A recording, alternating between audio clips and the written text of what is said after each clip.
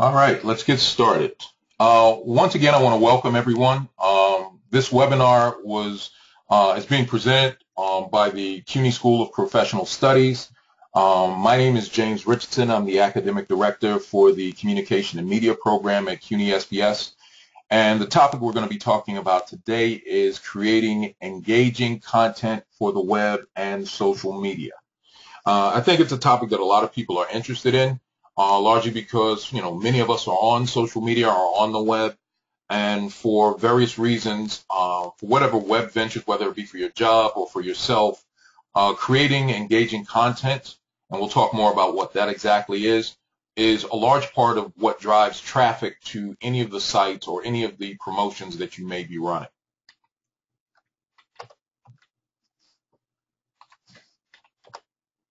So just a little bit about me. My name, once again, is James Richardson. I'm the Academic Director at CUNY SBS for the Communication and Media Program.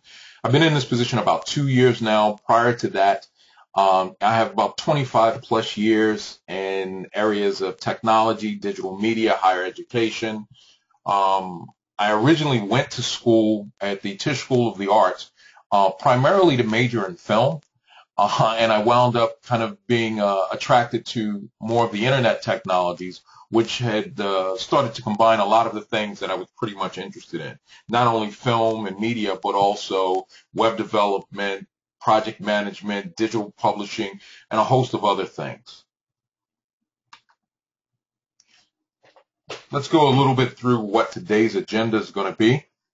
As I said before, we're going to be talking about developing content for the web. Content is pretty much what drives most of the traffic. So we're going to talk a large part about developing a strategy, figuring out what type of content you should be working on. We're also going to be looking at the various tools that you're going to need to build and create the content, everything from a hardware perspective to the software that you should be choosing. And last but not least, we're going to talk about once you have the content developed, where should you basically host it? Where should you place the content so that it's easily accessible by any of the people who need to view it? So let's start with content strategy and developing a plan.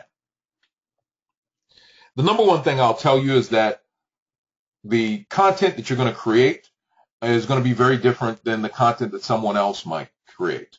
And that's one of the great things about working in this field is that everyone brings their own unique perspective to the playing field. So the first thing that you actually need to do is to identify what your strengths are.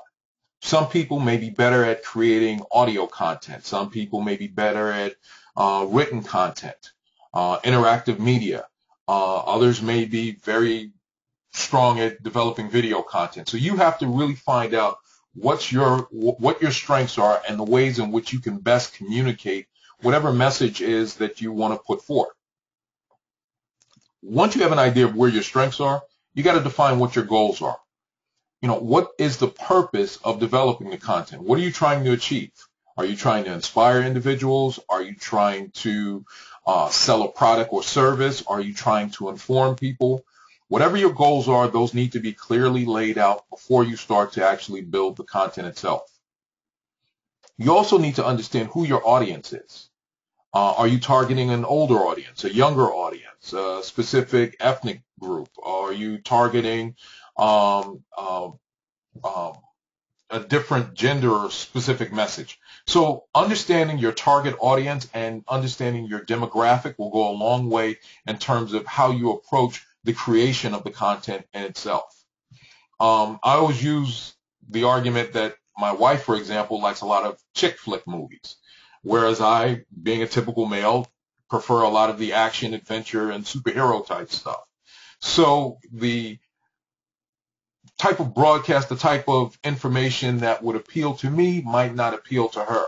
So understanding who your audience is will help you craft the specific message that you need to grab your demographic. You need to create the type of content that they want, as I said before. And then you need to figure out how to best display this content in a platform and a manner that's going to keep the people wanting to come back to your next venture. And the last piece of this is something that I cannot stress enough that you need to really kind of think through is, what is your budget? And this is the thing that a lot of us kind of sometimes forget, believe it or not.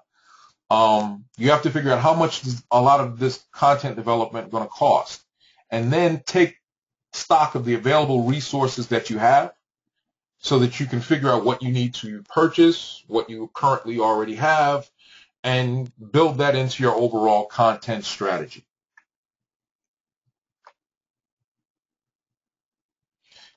Other key considerations before you begin developing the content is set deadlines, set a publishing schedule. I run a podcast that basically deals with talking about movies and a lot of stuff surrounding pop culture. So we do this on a weekly basis because the publishing schedule that we wanted to make sure that we set is that our audience knows when the next piece of content is going to be developed. So once you set that type of publishing schedule, you need to stick to it, and it also gives your audience an idea of exactly how often they need to come back, and that type of setting that initial expectation. I said before, you need to take a look at your budget, which basically means figuring out what equipment you need to purchase or buy, what equipment you already have, what software, and also what type of hosting you need to basically purchase if need be. You need to also think through your overall plan. Before you develop the content, you need to have the idea in mind. There's some people, believe it or not, who start shooting videos and kind of let it kind of develop with not a whole lot of plan. So, that can work out, but often more than not, I've seen that planning out what you're going to do is the best way in terms of developing engaging content that keeps people coming back. You need to figure out whether or not the content is going to be scripted, storyboarded, is it going to be spontaneous? And all of those are things that you need to kind of take into consideration. The podcast that we shoot is a little bit more a combination of all of these. We have a kind of overall scripted or a list of topics that we want to talk about. However, the actual conversations that we have during the podcast are a lot more spontaneous. And sometimes we'll veer off topic, but that's also an idea of what type of content that we want to basically develop. You need to also plan for your talent. You need to plan for where you're going to be shooting the content or developing it. What's the purpose of the content? And that goes back to that issue that we were talking about in terms of knowing your audience, knowing what you're trying to achieve by developing the content, what key messages you want to convey. And last but not least, and this is something that a lot of people, once again, don't really think about until after the content is developed, is, how you can monetize it. One of the things I like to do is to, anything that I create, I'm hoping that it pays off for me in some manner or form. And sometimes that type of profit might be in actual physical dollars in terms of selling the content or using the content to promote an idea that will hopefully bring me money or some type of influence. It's an excellent time to be a content creator. There's never been a better time to develop content, whether you're an author, whether you're a videographer, whether you are a photographer. And the reason is that there's fewer barriers to entry at this point. Previously, in a past life, I also pursued a music career. And one of the things as a musician that people had to do was you had to shop your demo around.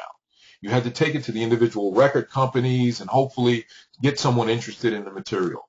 As a content creator in this environment, in the 21st century, those barriers to a large extent are gone or can be removed, largely because you have a medium, the internet, as an effective means of distributing your content. There are fewer barriers to entry. And the reason what I mean by that is that the hardware and software that we're using now is far more powerful and will allow you to create incredibly elaborate or advanced materials that before took hundreds of people to basically do. Just to use an example, and once again, in a past life when I was developing my music demo, one of the things that happened was, we had to rent out a studio. Now I can pretty much produce many of the same tracks that I would have produced in a large-scale studio. I can do that on a smaller laptop at this point. So it's never been a better time to create this type of content, and also to have channels open to you, such as YouTube, Google AdSense, and other platforms, and ways in which you can monetize or profit from the overall content itself. So let's talk about the next piece. Once you have an idea of the content that you want to develop and a plan in mind, you need to figure out to make sure that you have the hardware needed to actually build it. The question that people always ask me is whether they should go with Apple or Windows PC. And the standard answer I always give, it really doesn't matter. This is more of a preference issue. There's people who prefer Apple, and Apple's great. Don't get me wrong, I own a number of them myself, but you can create content on any platform itself. The thing that I will tell you that you need to do is to make sure that whatever system that you use, whether it's Apple or PC, or for the real nerds out there, if it's Linux, the things that you need is to make sure that you have tons of RAM and a hard and fast hard drive, a lot of hard disk space, and hopefully faster working drives. And what I mean by drive speed is the RPMs. If you're going with a traditional drive, I would say basically you want something with 7,200 RPMs and above.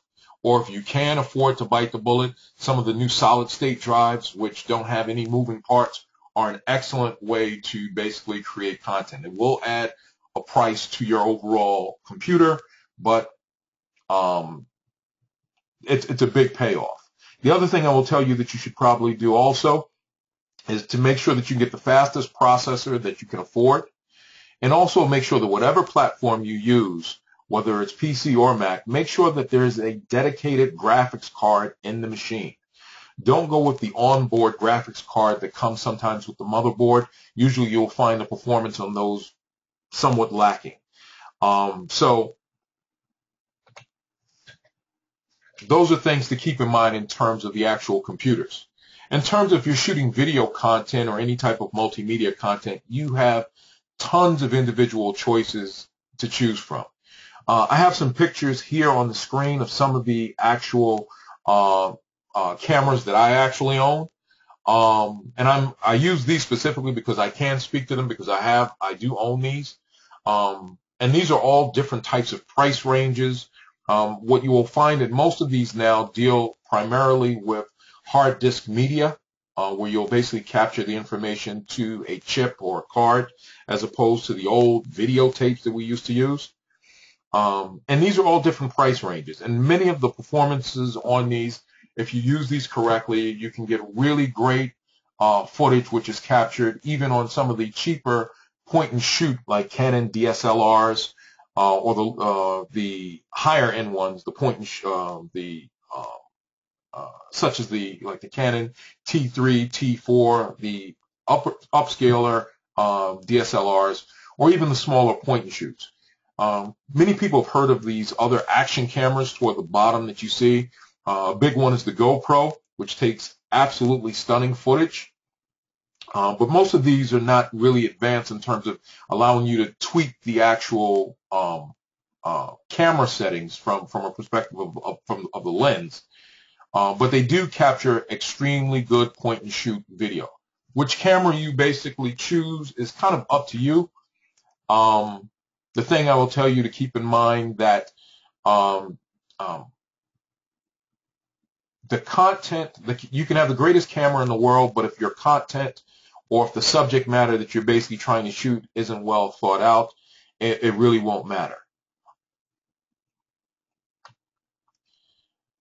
The other thing that you need to seriously consider, even more so than the actual camera, is the sound.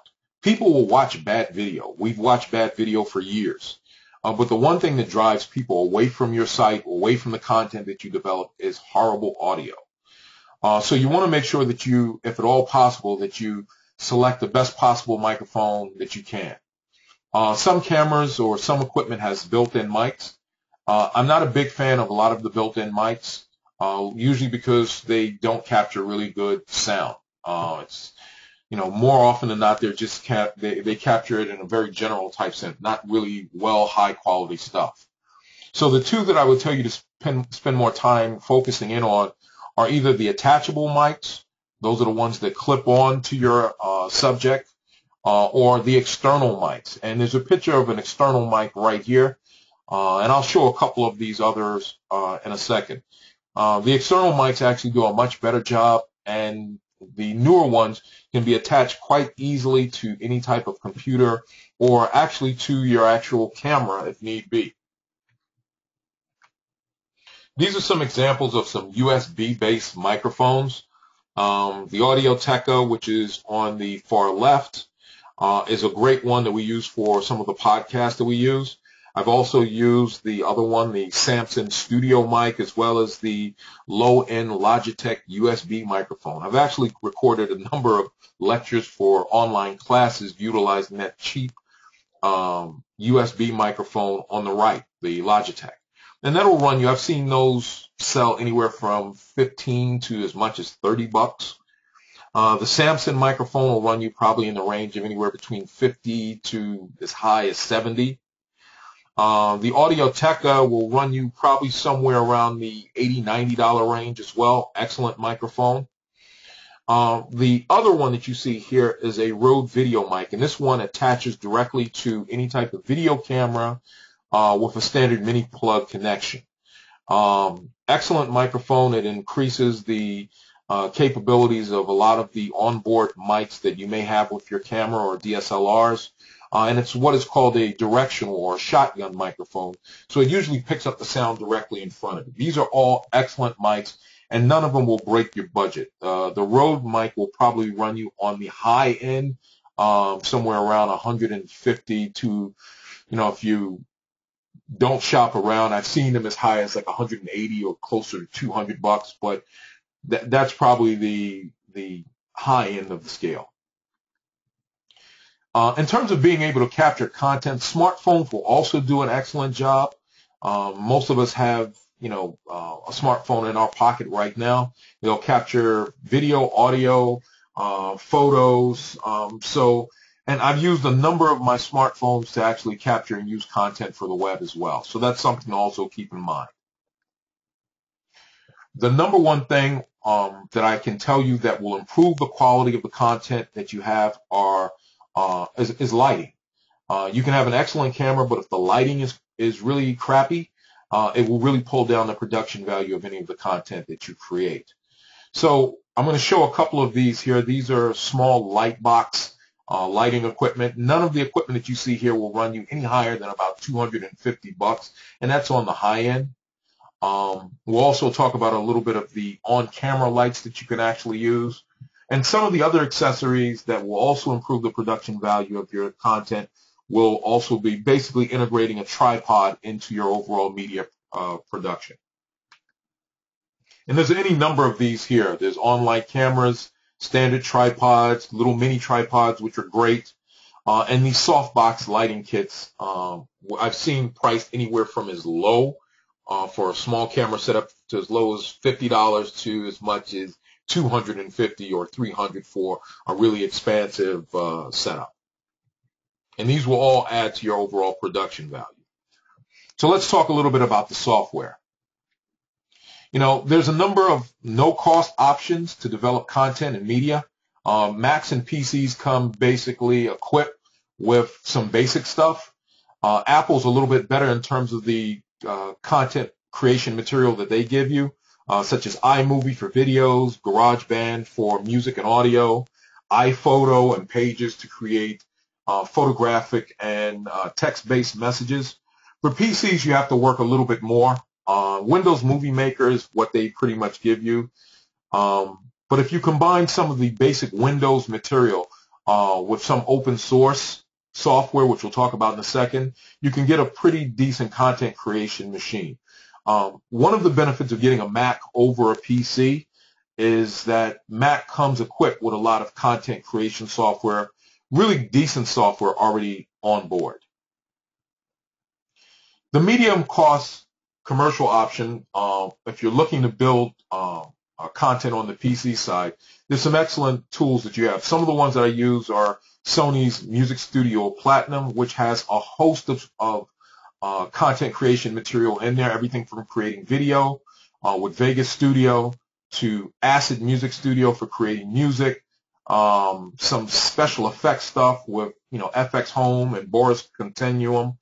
And if you combine that also with Photoshop Elements, which is the scaled down version of Photoshop, this whole package that you see here, both of these, the Movie Studio and Photoshop Elements, if you purchased it without an academic discount, you could probably pick this up for a little bit under, somewhere around $150 altogether, which is a far cry from some of the higher end commercial packages that we'll talk about in a second. The high-end one that I generally use, and there's a number of different ones that are out there, I use the Adobe Creative Suite on my Mac as well as on my PCs. Macs also have Final Cut and a host of other suites that they have. But what I found for me, and this is just a personal preference for me, I like working with the Adobe software stuff. The price on these will vary. There's a Creative Cloud subscription service, and it can get a little bit pricey. I get a little bit of a discount since I'm an academic. That'll run me about $29 per month, not per year. There's a little error right here on the slide. That'll run you about $29 per month for students and teachers. It's about $50 per month for those of you without that option of getting the educational discount. These are a couple of open source software packages. One is called Lightworks, which is excellent for video. There's Sony Acid Express, which is actually not open source, but it's the free version of Acid Express, a loop-based music creation software. Absolutely great. If you go with the commercial option, the full version, it's about $80 tops, and it's Windows only. But it's a great program, and actually Apple, to a large extent, copied a lot of the stuff that they did with GarageBand, copied it directly from Sony Express. These are some other packages. Inkscape, which is an open source version of Illustrator, which is a graphic vector program for creating logos and so forth. There's Scribus, which is an open source desktop publishing software, totally free, very comparable to InDesign in many ways. These are all cross-platform as well in terms of Mac, Windows, and Unix. GIMP is an open source version of Photoshop, which means it's totally free and runs on all major platforms and has been around for a while. It's also available in multiple languages. Audacity is an audio capture program that I've used for everything from creating audio for podcasts to recording audio for cartoons or animations that I've developed. Once again, this is one of the great open source alternatives that's out there. Last but not least, once you have your hardware, you have your software, the thing that you want to consider is where should you host your overall content? Whether you should do it on your own website or utilize a social media site such as Facebook, Twitter, Instagram, or any of the other platforms that are out there. The answer for me is I use all of the above. I have a website that basically I contain most of my content, but I'll basically host videos that I've created, podcasts that I've created, audio, music on individual platforms, and I use my website as a way to pull all of them together. I use the other social media sites as a means to drive traffic to my overall website, where then I can either sell or profit from the traffic that's being generated from people coming to my site in itself. There are a number of ways of which you can set up your own website, and it's something that I definitely recommend that people do, whether or not you have a background in web design and development. You don't really need that at this point to a large extent. There are a number of platforms such as WordPress and a number of other blogs, Tumblr, Blogger, that can allow you to set up a web presence extremely quickly. I run my web hosting, my website under my own hosting account, so that I have total control over it. But creating a website is an excellent way to focus all of your social media needs to one individual place. These are some examples of some of the websites that I have. On the left, you have my personal website, jamesrichardson.net. If you get an opportunity, go take a look at it. I think you'll get a better idea of what I mean by pulling all of my social media together in one place.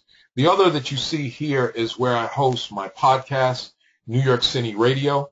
And this is, once again, an excellent way of using both video and audio as a content creation to drive traffic and to build an audience for your particular project, organization, or for your own personal interest. That's pretty much what I wanted to talk about today. I wanted to tell you thanks for listening. We're going to have some questions in a second. This webinar was made possible by the School of Professional Studies. I'm going to leave this up for people to basically contact me if you have questions concerning any of the stuff that we've covered in the webinar after it's over. Please feel free to reach out to me. We teach a number of these subjects and a number of these things in much greater detail in the Communication and Media program at CUNY SBS. And if that's something you're interested in, please feel free to reach out to me. With that said, let's take a look at a couple of the questions that we have here. What is a good source for to edit simple video? Simple video can be done with basic computers. I had my son actually developed a skateboarding video that he shot. He's an avid skateboarder, and he and his buddies, as they're skateboarding around, take out their little iPhones and record one another doing different tricks. They pulled the content together and actually edited it on Windows Movie Maker, which is not the greatest program by any stretch of the imagination, but the final product that he was able to turn out with that very, very basic program is actually pretty good and can be seen directly on my website. I think it should be on the first page because he posted it probably about less than a week or two ago. So that's one of the easiest ways to create. The other options that I've shown here, Sony Music Studio, Lightworks is an awesome program, free video program that you can use also to edit video. Let's take a look at the next question. If you've created a website that has very limited traffic, is it best to rename and recreate it, or is there a way to revamp the current site to get more interest? It's a good question. I'm of the mindset that your domain name is something that you really need to think about. And the domain name, for those of you who might not know, is the name of the actual site that you type in. Once you've selected that, it becomes hard to kind of just change that out without, to a large extent, possibly losing your audience. You can do some things which are called domain redirects. My site, for example, jamesrichardson.net, has a number of different domains pointing to my main site. So if you go to jamesrichardson.nyc, if you go to jamesrichardson.org, all of those basically reroute the traffic to jamesrichardson.net. So that's one thing that you can actually look at if you decide to change the focus of your site but still want to keep your remaining audience as you go. What are your thoughts on Adobe Premiere Elements concerning video editing? I used to be a big Adobe Premiere Elements fan. The latest versions have gotten a little bit quirkier, and I'm not sure if Adobe did that on purpose to kind of phase out that program, because it was kind of a low-end version of Premiere, and I would say honestly, it did probably about a good 60% of what the higher-end version did, maybe a little bit more. So if you needed a basic video editing program, Premiere Elements was one of the ones I used to tell people to go to. Not a big fan of the latest release.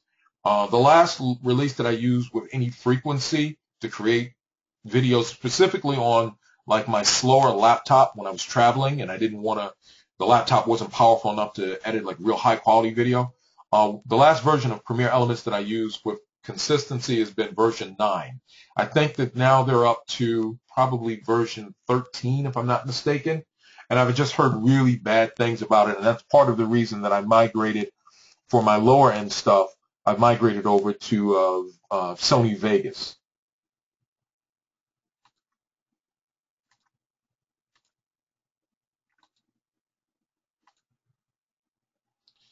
I think that's about it that we had for the overall questions, unless there are any more. Okay, we're right about at that time frame, 1 p.m., so we're going to end this out right about now.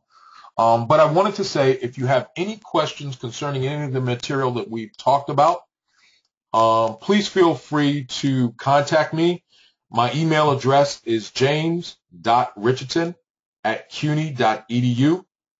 If you're interested in information on SBS, on any of the programs that we have, or specifically just to promote my own program, the Communication and Media program, please feel free to email for information, to write us at information@sbs.cuny.edu, or you can call us at 212-652-CUNY, or visit our website at http://sbs.cuny.edu.